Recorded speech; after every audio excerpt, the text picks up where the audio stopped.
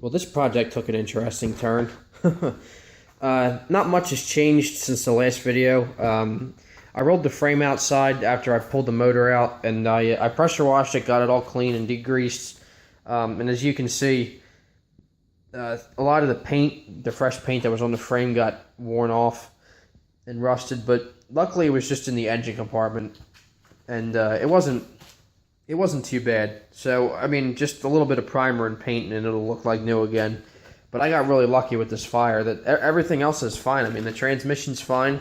The hydro control is fine. The shock absorber doesn't have any wear or any play or anything. Steering is pretty good. It's ever since I had it, it's had a little bit of slop, but I think that's something in the gearbox. And the hydraulics, the hydraulic valve is still working fine, like nothing happened. So I got really lucky with this. So I still have to do my dual brake pedal swap. But I think in the last video you saw I had the P218 motor pulled out of it. I started tearing it apart. I got all the tins off of it. And I started cleaning it up. It still needs a lot of work and a lot of cleaning done to it, but we got really lucky with this. I don't think the block is warped by the heat or anything. Just the carburetor's toast, and I need to take off the dipstick tube, make sure nothing got into the crankcase. But yeah, the block actually looks fine. I mean, it definitely needs to be cleaned, and I'm going to pull the flywheel off and get the stator and the ignition module off, because obviously the wiring is toast.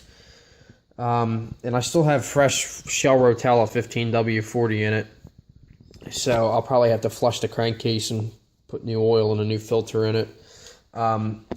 I'm thinking maybe in the long run this will be a nice rebuild project, because this engine was running great. I mean, it burned just a little bit of oil, and there wasn't really much wrong with it, but it definitely needed new rings, and it was starting to get. I had like 1,300 hours on it, so that's when you really got to start paying attention to them. So I figure maybe over the summer I'll get it cleaned up and get new rings put in it, get the cylinders honed, and get the valves done, because that's typically what these own-ins need. And as long as you take care of them, take all the steps to keep them running cool and clean and everything, that's all that they really need. So this could be a potential rebuild, but I'm not sure yet.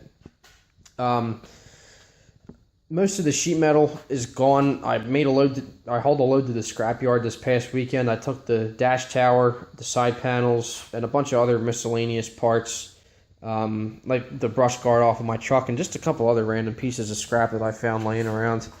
I had 180 pounds on deck, and I only got $8 for everything, which doesn't surprise me because scrap prices are really down lately. So it really wasn't worth the drive, but at least I got rid of everything that was junk. So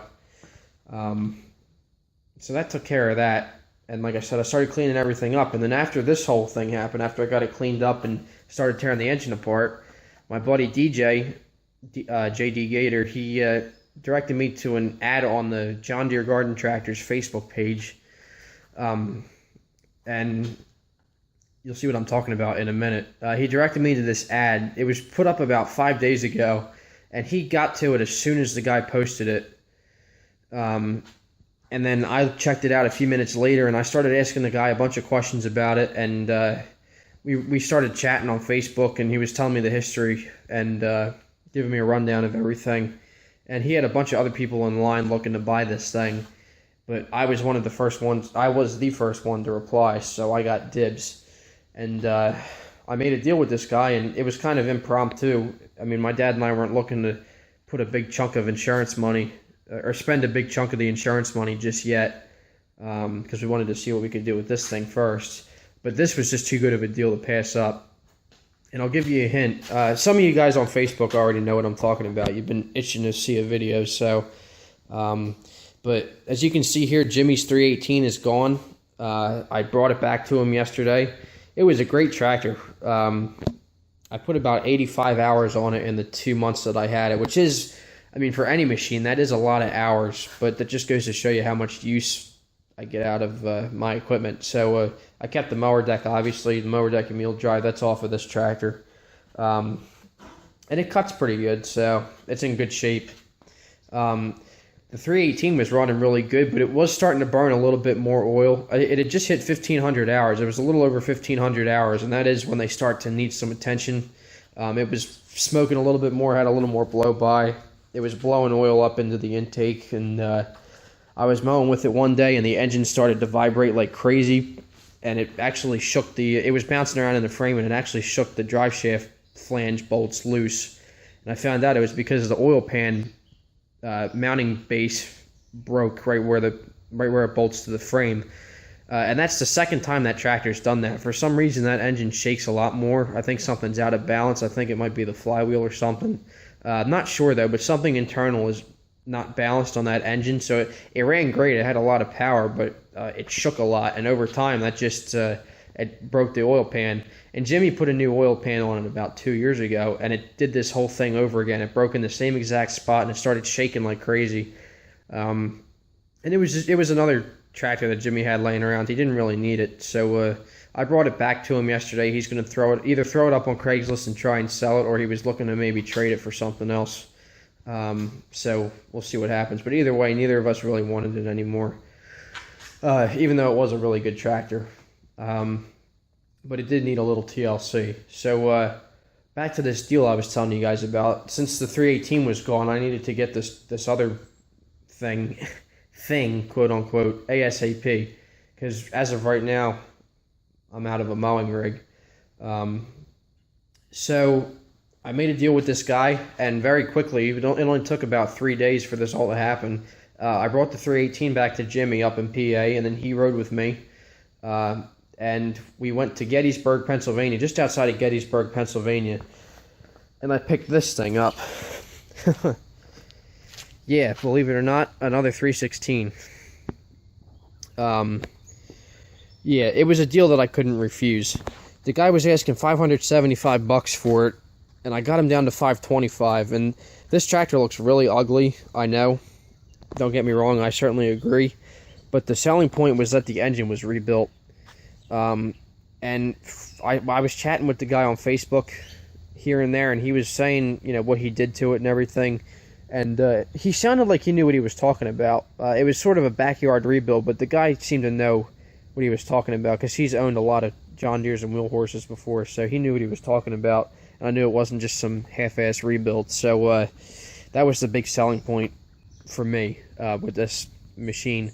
And it does look very ugly, I'll give you that. But for $525 with a rebuilt Onan engine, I couldn't complain. So Jimmy and I went out and picked it up. It took a lot of driving. It was just under 350 miles round trip. And we got to see some nice scenery in central Pennsylvania, so maybe I'll move out there someday. But we got to this guy's little shop. He had a bunch of random parts laying around. He had a 300 parts tractor and a 318 sitting in the shop with him, and then he had this 316 that he rebuilt the engine in over the winter, and it had sat for a couple months. It was barely even broken in. We started it up and let it run for a good half hour and really checked it out to make sure nothing was wrong with it, to make sure this wasn't like a crappy deal and I wasn't going to get screwed. And everything checked out. I mean, it was a little uglier than I expected, and there were a couple little things wrong with it that were going to need some work, but I mean, it's not a perfect tractor. For the money, I can't complain. The big selling point, like I said, was the rebuilt Onan. But it's a 1984 316. It's actually one of the first 2000 316 Onan tractors made. The first serial number was 285,000, and this one is 286,214. So it's one of the first 2000 made. Very early 84 model. And now, I'm usually pretty skeptical when it comes to buying first-year equipment, but this is basically just a watered-down 318, so by that point, these tractors are so simple, there really wasn't much to them that could go wrong or that would need to be improved. So there really wasn't much to worry about. So I'll just give you an overview of it. It's, believe it or not, it's only had one true owner. It was owned by the same person for most of its life, and it actually came from the same dealer that the 210 came from, Sterner. That's not the name of the dealer anymore, but that's the same sticker my 210 had on it, which would make sense because that dealer wasn't far from where we picked this thing up. But yeah, it only had one owner, and it was used to mow 3/4 of an acre occasionally and plow a 50-foot driveway. It was mostly used for plowing snow. But that's what it did most of its life. The owner kept it going. He didn't take very, very good care of it, but he just kept it going. And he ran it until it broke the right-hand rod, which for an Onan, that's not surprising. But I don't think the guy really knew how to take care of it, so that didn't surprise me. So this guy, he was a friend of his, this guy, and he took it in on trade for some other work. And he got this thing for free with the broke rod. So over the winter, he rebuilt it, and in his description on Craigslist and on the classified page, he seemed to know what he was talking about. He said the rod broke, so he replaced the rod, and he honed the cylinders, relapped the valves, put new rings in it, which is all, like I was telling you earlier, that's all important for these Onan engines. That's exactly what they need to last long. That's the stuff you really have to pay attention to. And unfortunately, this 316 has no hour meter, so I don't know how many hours it has on it, and I don't know how many hours it had on it before it was rebuilt. But he told me it's only got about 3 hours of runtime on it since it was rebuilt a few months ago, so I've just been running it to break it in. It was smoking a little bit when we first saw it and heard it run, but that's because the piston, or the piston rings hadn't seated yet. But I've run it enough that they should be seated and they're good now. And the guy seemed to know what he was talking about too. So I even though he was a backyard mechanic, I trusted that he did a decent job because he seemed to know a lot about these Onan engines. So I mean, it looks dirty, but it runs really good. And as you can see, it has a new coil that I also didn't know about, and a couple other new things here and there. I've tried to leave it as original as possible for you guys to see, so you guys can see just how I brought it home. The only things I've done to it are I put a new fuel filter on it today because the old one was crap, and I stopped at Napa and got a new battery because it had no battery. We were just running it off of a jump pack. Other than that, I really haven't done anything to it yet. I just figured I'd leave it the way I got it for you guys to see. Yeah, everything's really in good shape. I mean, it's dirty, and the previous owner did a very crappy paint job, as you can see. I don't know if you can see that. There's scratches and stuff, and there's a lot of runs in the paint and overspray. The seat is beyond junk, but that doesn't surprise me. It's the old style seat. It's actually in similar condition to the 210 when I got it. If any of you guys remember from 4 years ago, it's even got old gas in it. It had old gas in the tank, and it smells the same way as the 210 did, which is kind of funny. But with a rebuilt engine, I mean, that's the big selling point. And it looks ugly. One of the major things wrong with it is the owner decided to put calcium in the tires, which we all know is no good for these things. And over the years, it rotted the tires out. So those will have to go eventually. But for now, they'll do. So that's one thing wrong with it. The seat, like I said, is junk. It had old gas in it, but I put fresh gas in, and I replaced the fuel filter. And the hydro, I don't know if you can see that, it's got a leak from the actual case, where you can see where the case is split there, where the gasket is. It's got a pretty bad leak, unfortunately. But on the bright side, the engine has tons of power.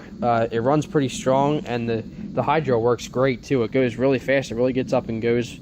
Although I think the shock absorber that connects to the linkage is shot, because it can be a little touchy, and sometimes it creeps, sometimes it doesn't. But aside from the headlights, everything on this tractor works, believe it or not. So I guess the last thing to do at this point is just start it up and let you guys hear it.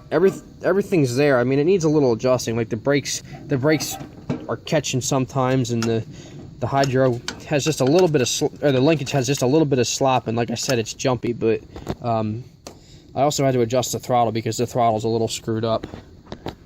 But let's see how she does.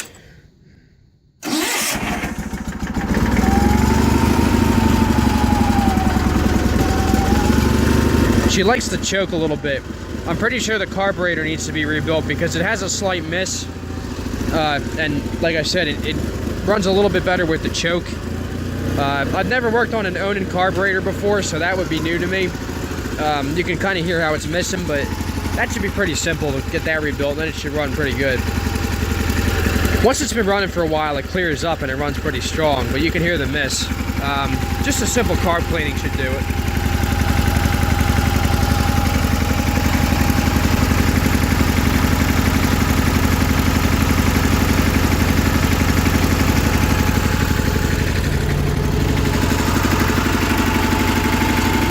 Sorry about the blurry video. It's got a slight tick, but I mean the valves were just relapped and cleaned up and resurfaced and everything, so it'll probably go away as I put more hours of runtime on it. But yeah, it runs nice and smooth, aside from that little tick. And it did have that governor problem, or I mean, I did have to adjust the governor a little bit because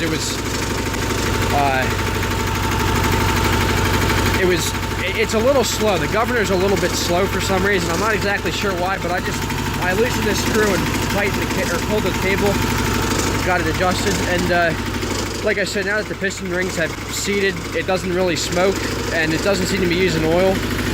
I drove it around for a little bit, and the low oil light came on, but I think that was just because the sensor is shot. I'm not worried about that, but now it's not coming on. It just came on for a little while at first. And the oil looks pretty clean too. So these things really make a different sound from the P-Series, which is interesting.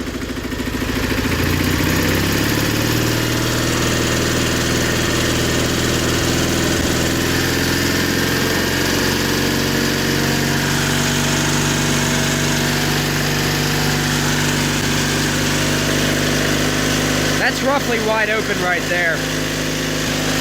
The RPMs were set a little too high, so I fixed them a little bit. But like I said, this governor is kind of slow for some reason. It's like there's a bit of a delay when you throttle it up, and I'm not sure why, but it doesn't really bother me.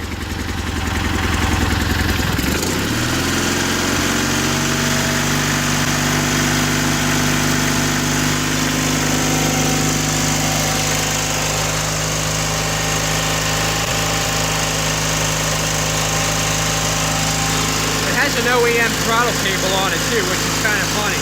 It's got the original tag too.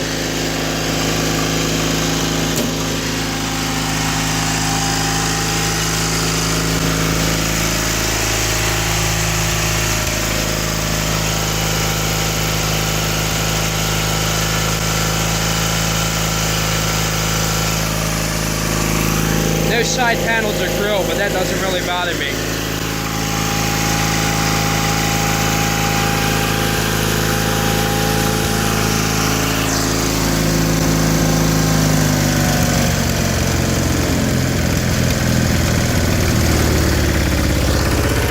Aside from that little miss, it runs pretty good.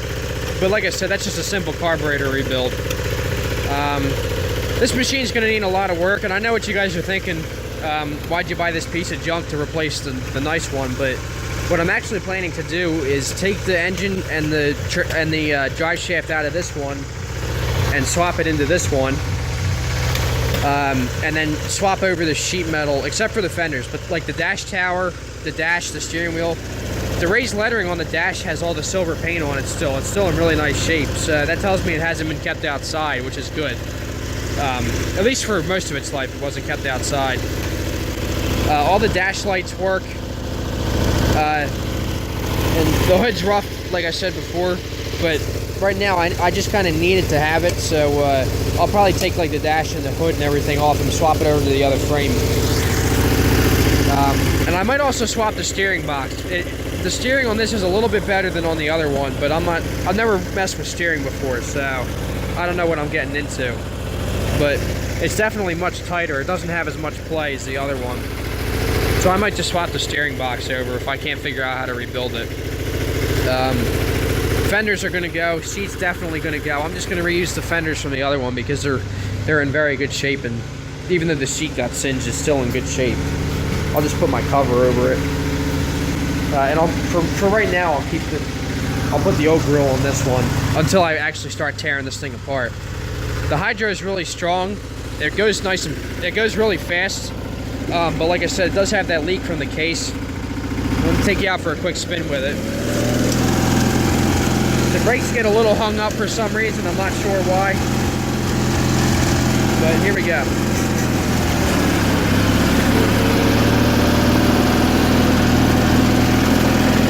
This thing really flies. I mean, the transmission's really strong. You can see it's leaking oil down my driveway, which is not good, but I just wish this transmission didn't have such a bad leak, because I would probably swap it into the other one. It's a lot stronger and has more power than the other one. Let's try and run it wide open. This thing really flies compared to the other one.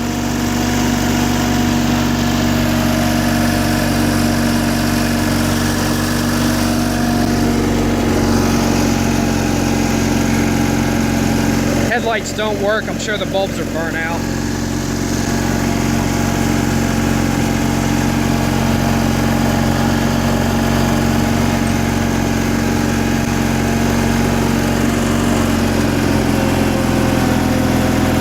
I need to put my spinner knob on it from the other tractor. I won't own a single tractor without a spinner knob on the wheel now. It's just that much easier.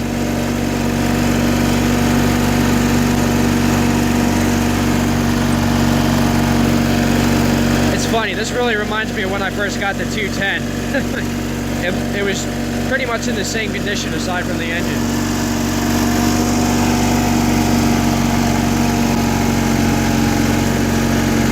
I still have to get some of the kinks out of it, obviously. I still have to get the old gas out of the lines and everything. I ran some seafoam through it earlier.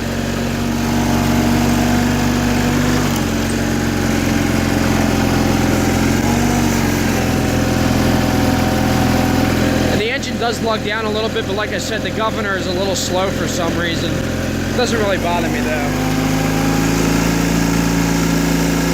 And it does creep in neutral a little bit. You have to put it into neutral slowly.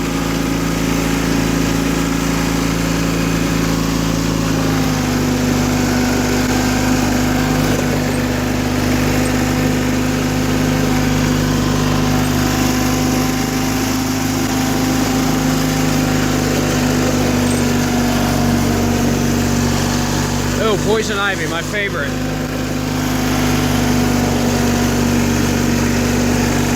Brakes do work.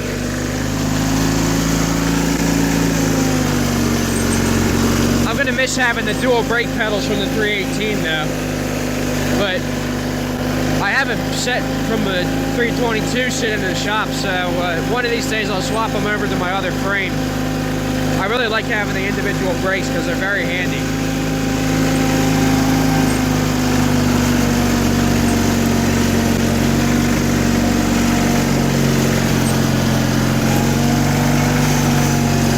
It goes really fast in reverse too.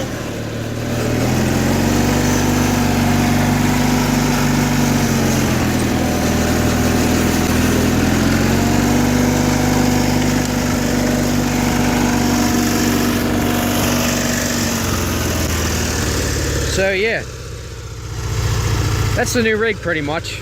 One of these days I'll start tearing it apart and swapping everything over, but for right now I just want to get used to driving it, and I'll get the mower deck on it soon and go out and mow with it a little bit. The engine really hasn't worked hard, but now that it's starting to get broken in, it's time to put it under a load. So it starts right up with the new battery, no problems there, no electrical issues. The only thing wrong with it is for some reason the PTO only works when it's in neutral, which could be either because there's no seat switch. I think the previous owner screwed with the seat switch too much, or the neutral start micro switch, which is inside there, is no good. But that's easy to replace. I actually have an extra one laying around. So, I mean, you see what I mean.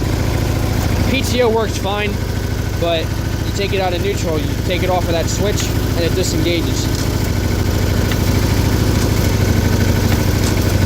So, for right now, I don't think it's too hard to fix, but for right now, I'm just going to bypass, or I'm going to jumper the 2 wires that go to that micro switch, so the micro switch becomes useless. For right now, that's not going to be permanent, because before long, this tractor will be taken apart, but even though this thing looks like crap, it's going to be a nice donor for the other machine, so we'll see. I have to tear into it more and see what other parts are good for the other tractor.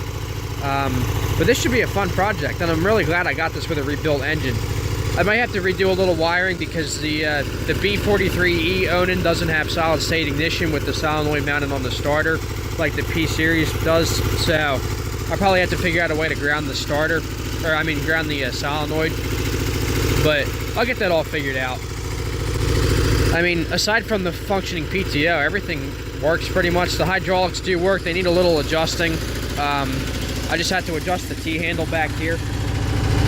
But yeah, everything works. And I also have to make sure it doesn't leak all over the garage floor and driveway. So I'll just put a board under it or something. But so there you guys go. For those of you who's wondering, that's the new 316. It's only going to be a 316 for a little while longer, but like I said many times before, my main concern is that the engine is good and that it can easily swap over into the other frame. And worst case scenario, I can swap the hydro too, but I don't plan on doing that.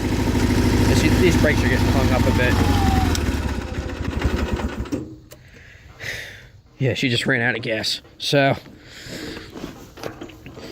yeah, so I just have to get the kinks out of it, but this should be an interesting project. So stay tuned, guys. This will be fun to do over the course of the summer. Hopefully I can get it back to, I can get everything swapped over to the other frame and get the finished product before I go off to college. So here's the new 316, or it won't be a 316 much longer, but we'll see how it does when I get mowing with it. So hope you guys enjoyed this video, and stay tuned for more.